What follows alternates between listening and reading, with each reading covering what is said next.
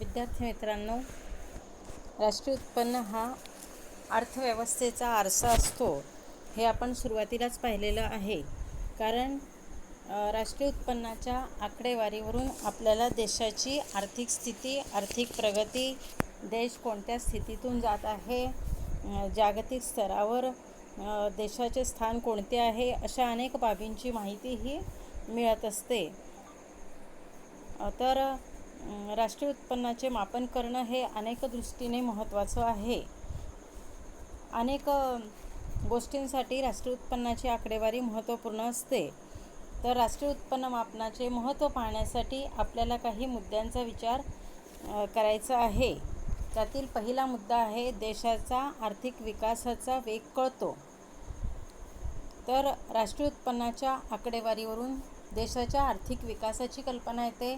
देशाच्या आर्थिक विकासाचा दर कोणता आहे, आर्थिक विकास कोणत्या दराने होत आहे, तो मागील काळात किती होता किंवा मागील वर्षी किती होता, यावर्षी किती आहे, वर्तमान काळात किती आहे, याबाबतची सविस्तर आकडेवारी आपल्याला राष्ट्रीय उत्पन्नाच्या आकडेवारीतून किंवा राष्ट्रीय उत्पन्नाच्या मापनातून मिळत असते. आणि त्यामुळे देशाची आर्थिक स्थिती कशी आहे हे आपल्याला कळत असतं. ज्याप्रमाणे एखाद्या व्यक्तीच्या उत्पन्नावरून त्या व्यक्तीची आर्थिक स्थिती कळत असते, तसे राष्ट्रीय उत्पन्नाचे असते.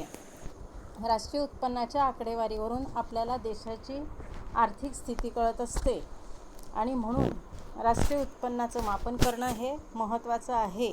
आर्थिक विकासाचा वेग त्यामुळे कळत असतो. दुसरा मुद्दा आहे सरकारला धोरण ठरविण्यासाठी उपयुक्त.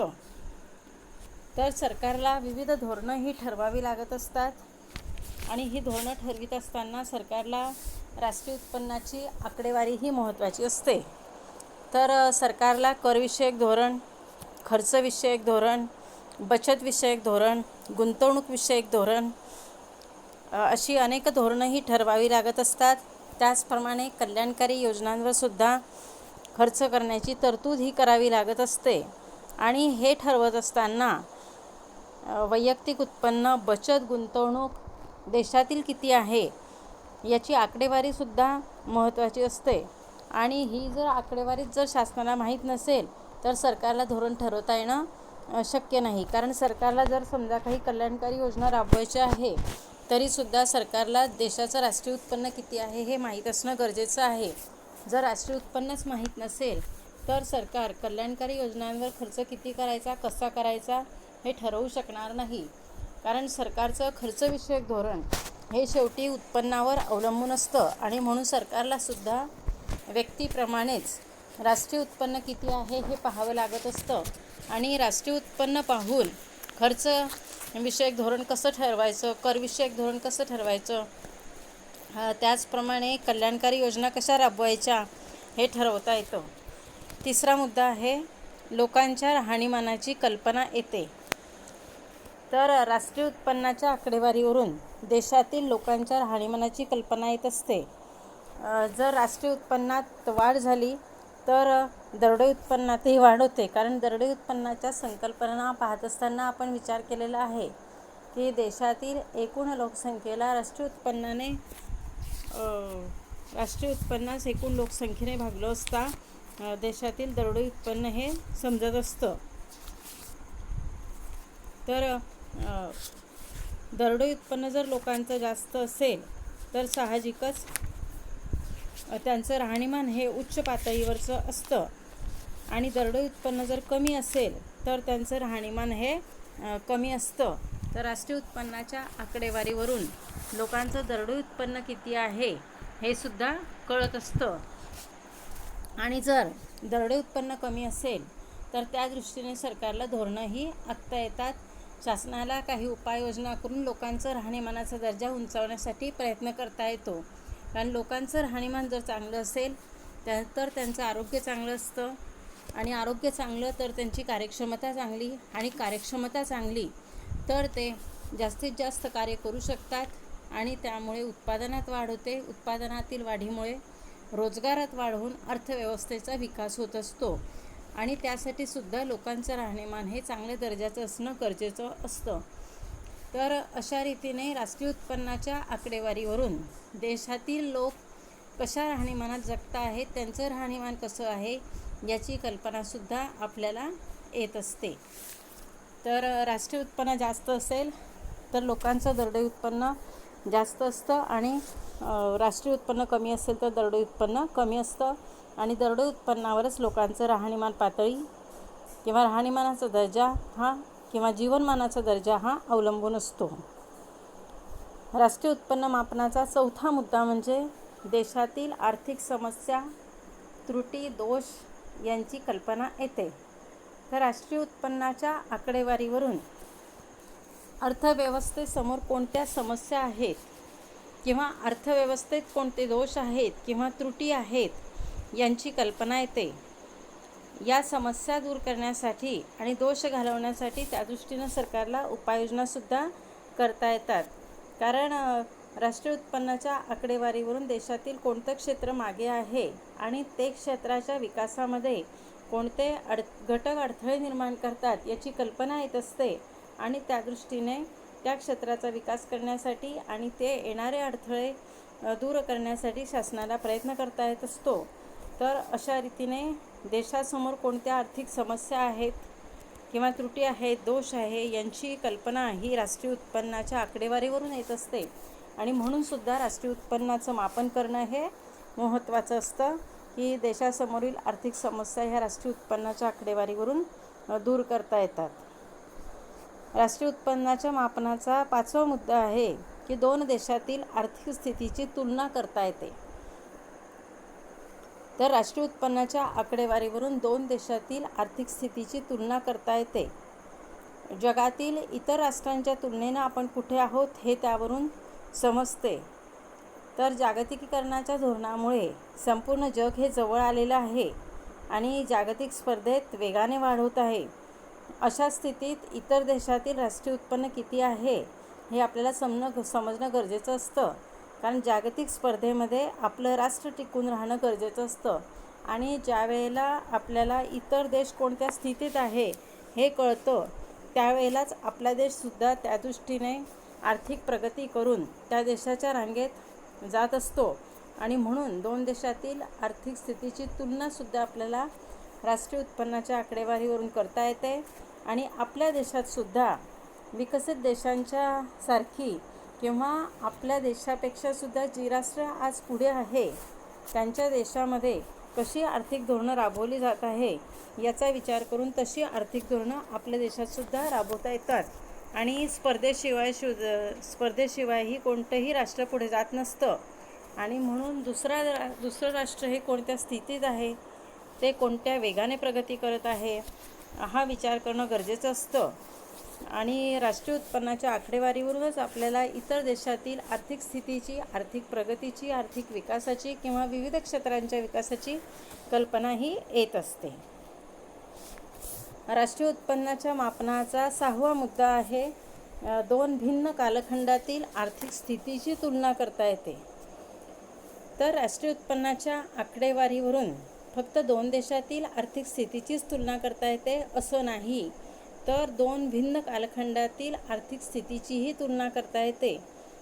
कारण राष्ट्रीय उत्पन्नाच्या आकडेवारीवरून मागील काळात किती उत्पन्न होतं आणि वर्तमान काळात किती उत्पन्न आहे हे सुद्धा बघता येत असतं आणि त्यामुळे मागील काळाच्या तुलनेनं वर्तमान काळात देश कुठे आहे, राष्ट्रीय उत्पन्नात काय बदल झालेला आहे, मागील काळाच्या तुलनेनं वर्तमान काळात राष्ट्रीय उत्पन्नात वाढ झाली का घट झाली, ते किती प्रमाणात झाली, वाढ झाली असेल तर किती प्रमाणात वाढ झाली आणि घट झाली असेल तर किती प्रमाणात घट झाली याबाबतची माहितीही राष्ट्रीय उत्पन्नाच्या आकडेवारीवरून कळते आणि त्यावरून मग आपला देशाचा आर्थिक विकासाचा दर उंचावत आहे का कमी होत आहे हे सुद्धा समजत असतं.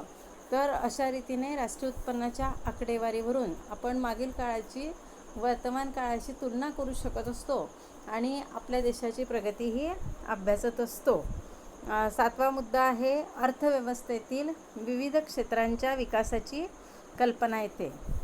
तर अर्थव्यवस्थेतील सर्वच क्षेत्रांचा विकास हा काही सारख्याच दराने होत नाही.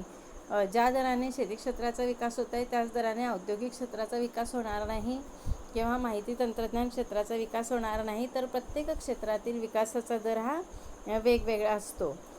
काही क्षेत्र हे विकासाच्या बाबतीत आघाडीवर असतात, त्यांचा विकास वेगाने होत असतो, तर काही क्षेत्र विकासाच्या बाबतीत मागे असतात, त्यांचा विकास हा वेगाने होत नाही. पण अर्थव्यवस्थेतील सर्वच क्षेत्र महत्त्वाचे असतात आणि सर्वच क्षेत्रांचा विकास हा होणं गरजेचं असतं. मग अशा परिस्थितीत कोणते क्षेत्र आर्थिक विकासाच्या दृष्टीनं मागे आहे हे राष्ट्रीय उत्पन्नाच्या आकडेवारीवरूनच आपल्याला कळतं.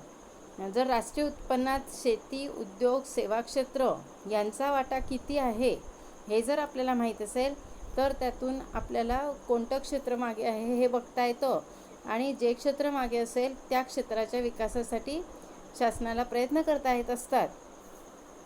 आणि अशा रीतीने सर्वच क्षेत्रांचा विकास हा करता येणं शक्य होत असतं. आणि म्हणून राष्ट्रीय उत्पन्न मापनाचं महत्त्व आपल्याला अर्थव्यवस्थेतील विविध क्षेत्रांच्या विकासाचं मोजमाप करण्यासाठी सुद्धा पाहता येत असतं. 8वा मुद्दा आहे आर्थिक नियोजनासाठी उपयुक्त. तर आर्थिक नियोजनाच्या आखणीसाठी आणि अंमलबजावणीसाठी सुद्धा राष्ट्रीय उत्पन्नाची आकडेवारी अतिशय महत्त्वाची आहे, आवश्यक आहे. कारण राष्ट्रीय उत्पन्नाच्या आकडेवारीवरूनच आपल्याला देशाच्या अर्थव्यवस्थेचं संपूर्ण चित्र येत असतं. देशात व्यक्तिगत उत्पन्न किती आहे, बचत किती आहे, गुंतवणूक किती आहे, ही माहिती राष्ट्रीय उत्पन्नाच्या मोजमापातूनच मिळत असते आणि या माहितीच्या आधारेच शासनाला आर्थिक नियोजन हे करता येत असतं. तर अशा रीतीने आर्थिक नियोजनासाठी जी खर्चाची तरतूद शासनाला करावी लागत असते, ती करण्यासाठी शासनाला राष्ट्रीय उत्पन्नाची आकडेवारी माहीत असणं आवश्यक असतं. कारण राष्ट्रीय उत्पन्नाची आकडेवारी जर शासनाला माहीत नसेल तर सरकारसुद्धा आर्थिक नियोजन करू शकणार नाही. आणि अशा रीतीने आर्थिक नियोजनासाठी सुद्धा राष्ट्रीय उत्पन्नाचं मापन हे महत्त्वाचं असतं. 9वा मुद्दा आहे संशोधक व अभ्यासकांच्या दृष्टीनं उपयुक्त. तर राष्ट्रीय उत्पन्नाच्या आकडेवारीवरून देशातील बचत, गुंतवणूक, विविध क्षेत्रांचा विकास, राष्ट्रीय उत्पन्नात होणारा बदल, मागील काळातील उत्पन्न, वर्तमान काळातील उत्पन्न, लोकांचं दरडोई उत्पन्न, लोकांचं राहणीमानाचा दर्जा, त्याचप्रमाणे जागतिक स्तरावर आपल्या देशाचं स्थान काय आहे ते, अशी विविध प्रकारची माहिती ही समजत असते. आणि जे लोक संशोधन करत असतात, काही शोध लावण्याचा प्रयत्न करत असतात, तर अशा लोकांना तसंच राष्ट्रीय उत्पन्नाचा अभ्यास करणारे अभ्यासक यांना ही जी आकडेवारी असते की देशातील राष्ट्रीय उत्पन्न किती आहे, देशातील दरडोई उत्पन्न किती आहे, लोकांचा राहणीमानाचा दर्जा कसा आहे, जागतिक स्तरावर आपल्या भारताचं स्थान किती आहे, मागील काळात राष्ट्रीय उत्पन्न किती होतं, वर्तमान काळात किती आहे, वेगवेगळ्या क्षेत्रातील उत्पन्न किती आहे, ही सर्व माहिती या संशोधकांना अभ्यासासाठी उपयुक्त असते. आणि या माहितीच्या आधारे संशोधक अभ्यास करून काही निष्कर्ष काढत असतात आणि ते निष्कर्ष देशाच्या विकासासाठी उपयुक्त ठरत असतात. तर अशा रीतीने संशोधकांना आणि अभ्यासकांना आपल्या अभ्यासासाठी सुद्धा राष्ट्रीय उत्पन्नाचे आकडे उपयुक्त असतात आणि त्यातून ते संशोधन हे करत असतात आणि त्यांचं संशोधन हे राष्ट्रीय विकासासाठी महत्त्वाचं असतं. तर राष्ट्रीय उत्पन्न मापनाचा शेवटचा मुद्दा म्हणजे आंतरराष्ट्रीय संस्थांचे सदस्यत्व. तर वर्तमान काळात जागतिकीकरण, उदारीकरण, खाजगीकरण या धोरणांचा स्वीकार केलेल्या काळामध्ये जगातील कोणतंही राष्ट्र हे एकटं राहू शकत नाही आणि आंतरराष्ट्रीय व्यापारात वाढ झाल्यामुळे जगातील जवळजवळ सर्वच राष्ट्रांना आंतरराष्ट्रीय संस्थांचं सदस्यत्व हे स्वीकारणं गरजेचं ठरतं. आणि ह्या संस्थांचं जर सदस्यत्व स्वीकारायचं असेल तर तेव्हासुद्धा राष्ट्रीय उत्पन्नाची आकडेवारी ही महत्त्वाची असते. कारण आंतरराष्ट्रीय नाणेनिधी, जागतिक व्यापार संघटना, जागतिक बँक या आंतरराष्ट्रीय स्तरावरील संस्था आहेत आणि या जर संस्थांचं आपल्याला सभासद व्हायचं असेल, आंतरराष्ट्रीय नाणेनिधी, जागतिक व्यापार संघटना, जागतिक बँक यांचं सभासदत्व जर एखाद्या देशाला पाहिजे असेल तर त्या देशाला आपलं राष्ट्रीय उत्पन्न तिथे सांगावं लागत असतं आणि आपल्या देशाच्या राष्ट्रीय उत्पन्नावरून या संस्थांच्या व्यवस्थापक मंडळावर आपल्याला स्थान मिळत असतं. जर आपलं राष्ट्रीय उत्पन्न जर चांगलं असेल तर व्यवस्थापक मंडळावर आपल्याला वरचं पद मिळत असतं, वरचं स्थान मिळत असतं. आणि अशा रीतीने आंतरराष्ट्रीय संस्थांचा सभासद होण्यासाठी आणि आंतरराष्ट्रीय संस्थांच्या व्यवस्थापक मंडळावर वरचं स्थान मिळण्यासाठी राष्ट्रीय उत्पन्नाची आकडेवारी ही महत्त्वाची असते. कारण राष्ट्रीय उत्पन्नाच्या आकडेवारीवरूनच ते आपल्याला त्या संस्थांच्या सभासदात्वर पद देत असतात. तर अशा रीतीने जागतिक व्यापार संघटना, आंतरराष्ट्रीय नाणेनिधी, जागतिक बँक यासारख्या आंतरराष्ट्रीय संस्थांचं सभासदत्व मिळवण्यासाठी सुद्धा राष्ट्रीय उत्पन्नाची आकडेवारी ही महत्त्वाची आहे आणि त्यांना राष्ट्रीय उत्पन्न किती आहे हे सांगणं गरजेचं असतं आणि त्यासाठी सुद्धा मग राष्ट्रीय उत्पन्नाचं मापन हे महत्त्वाचं आहे.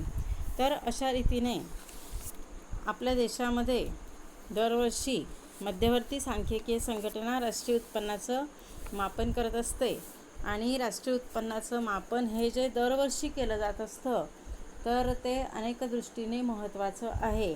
त्यातून अनेक गोष्टी या साध्य होत असतात. देशाचा आर्थिक विकास तर कळतोच, पण त्याचबरोबर सरकारला विकासाची धोरणं ठरवण्यासाठी सुद्धा राष्ट्रीय उत्पन्नाची आकडेवारी ही महत्त्वाची असते. त्याचप्रमाणे लोकांचा राहणीमानाचा दर्जा त्यावरून कळतो आणि राहणीमानाचा दर्जा जर निकृष्ट प्रतीचा असेल तर सरकारला राहणीमानाचा दर्जा उंचावण्यासाठी प्रयत्न करता येत असतात.